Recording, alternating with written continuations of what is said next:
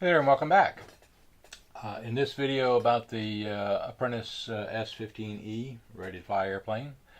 Ready to fly means it came with a transmitter. And I want to talk about the DXe transmitter in this video. So the features of this radio is pretty good, and the cost of this radio is only $30 extra between the bind and fly version and the ready to fly version of this aircraft. So this radio really only costs you $30. Which is a pretty good radio for that. So let me tell you about some of the features. First off, if you bought it in the US, you're going to get a mode 2, meaning the throttle is on this side, and this controls the ailerons and elevator. In mode 1, which is sold in Europe and other countries, they're different. I don't know, I've never flown in mode 1, never want to fly in mode 1 because I've learned flying mode 2 all my life. Well, at least for 15, 20 years. Let me talk about some of the things that are on it. Okay, I'm going to start with the back here. I'll cover the battery area in a minute, but it does note that you do have a port here on the back to plug in a wired for a buddy box. Okay. So you've got here this black button for the panic, for the trainer, if you're going to fly this as a master in a buddy box, or it's the bind button, and I'll go over those details of how that works later.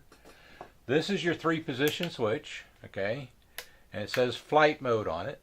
Okay, so it says flight mode, and so position 0 is beginner. Position 1 is intermediate, and position 2 is experience mode. Now, the throttle, that's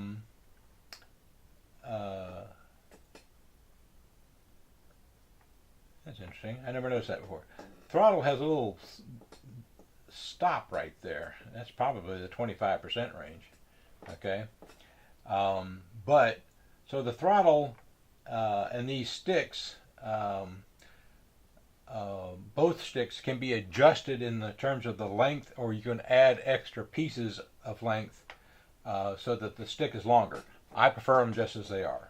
Okay, so this is the throttle, this is the rudder, okay, and this is the throttle trim, and this is the rudder trim. Okay, throttle trim you don't really use for an electric airplane. You would use it for a gas or nitro airplane, but not for an electric airplane. And later on, I'll show you how to make sure that this is in the all the way down position. Okay. Over here, you got the ailerons to turn left and right, and the elevator to go up and down. So you pull back on the stick, goes up. Pull to the right on the stick, and it turns right. And you got trims for elevator and trims for aileron.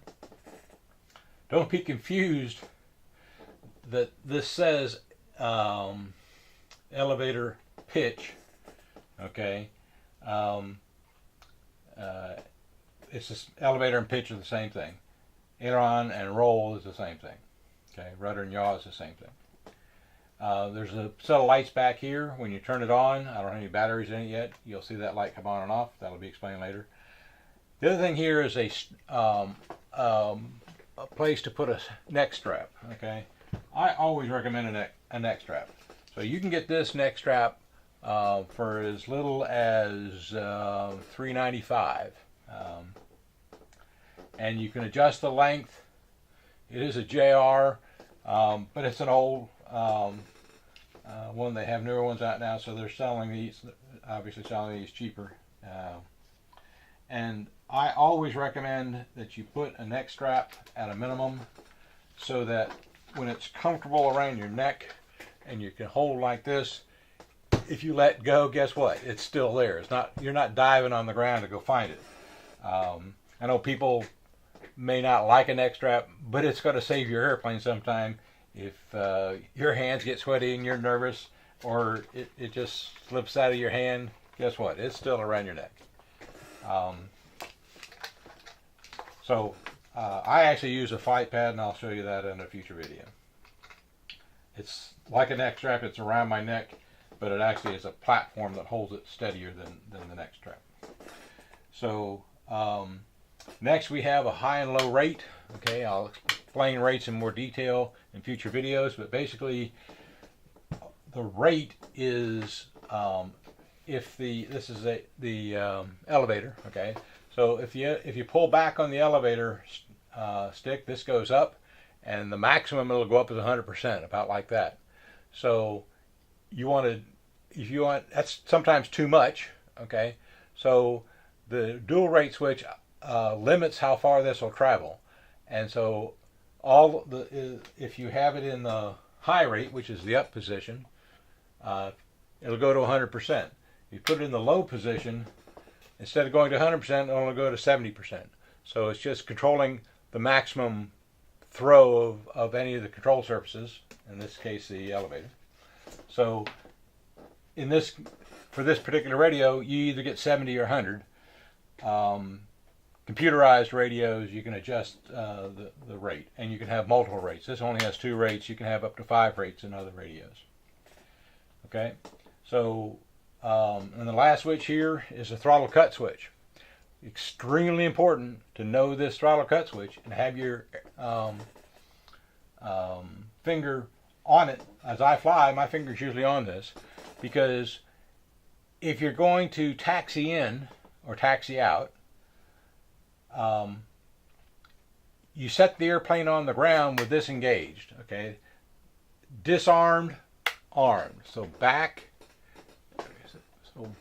is armed, disarmed. It means the motor can't turn. If you accidentally bump this throttle, it's not going anywhere as long as you have it disarmed. So whenever you're handling the airplane, make sure this is in the disarmed position.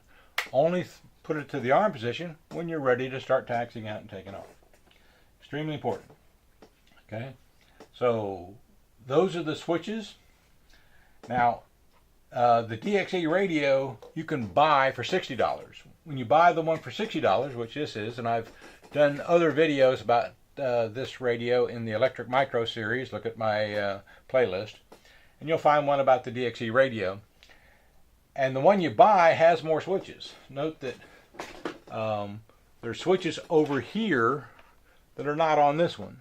Okay, and what they are is a 2-position switch and a 3-position switch. And this is the aux switch, and this is the flap switch.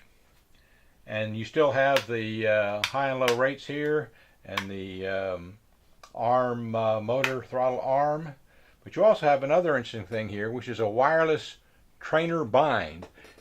This will wirelessly bind to this, actually, okay, so that these can be in a wireless buddy box where this is the master and that's the slave. So you can bind this to another radio, and this be the master. So that's the difference. Is it worth $60? Potentially, yeah. It's a pretty good radio. I've actually used it for the Electric Micro series and several others. So that's the DXe radio. I always use a neck strap. There's